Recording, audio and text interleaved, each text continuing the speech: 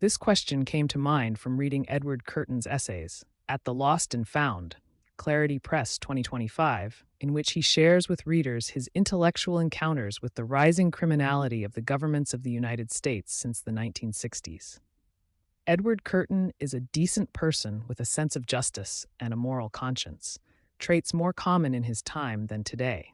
I found his moral responses reassuring and wonder if recent generations would respond in the same way. Curtin, I suspect, was a member of the old moderate left, which was concerned with fairness and pushing a reform here and there.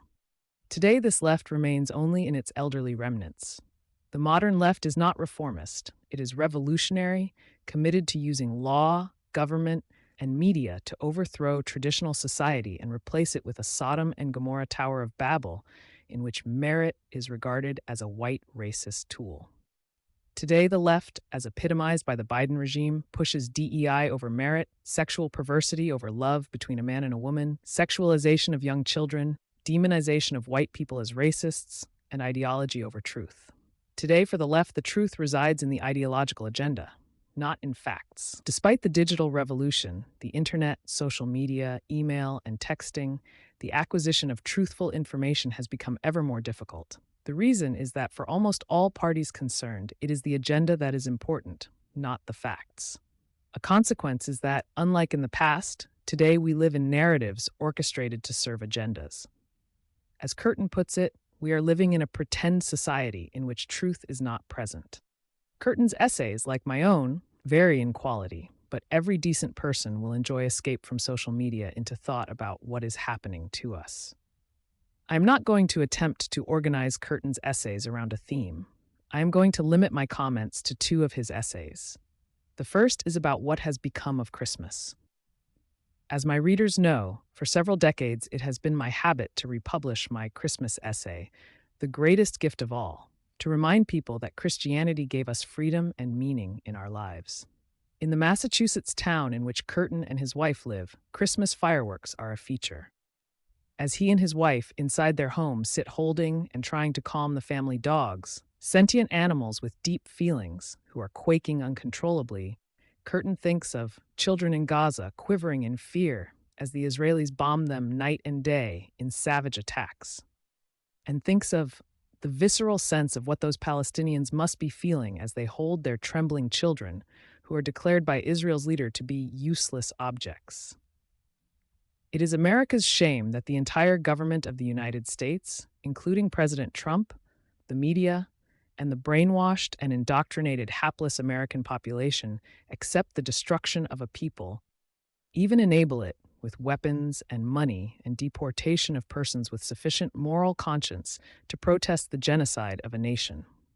Curtin has every right to raise the question, what kind of people have Americans become?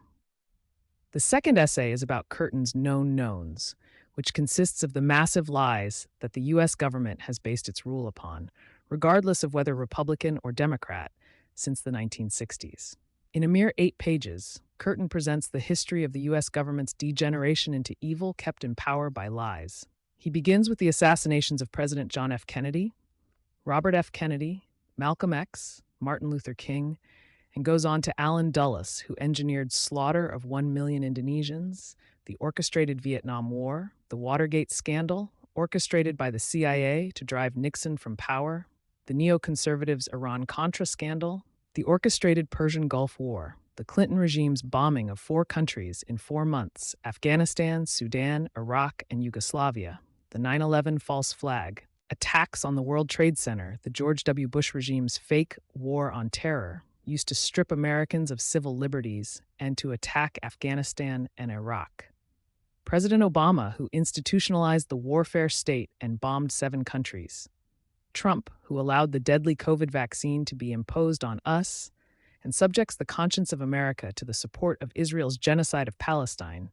And Biden, who engineered the anti-Russian coup in Ukraine, renewed war with Russia, and imprisoned American citizens for exercising their constitutional rights. From the standpoint of the American establishment, the problem with Curtin's indictment is that it is true. In today's America, to tell the truth is becoming an indication of treason, for which whistleblowers, allegedly protected by federal law, are being imprisoned. This is not changing under Trump. Instead, it is expanding. If you criticize Israel, you are deported. Thus, under the Trump regime, if you speak the truth about Israel, you are considered an enemy of the state. Americans really do need to think about how they arrived at this position. Curtin's essays will help you.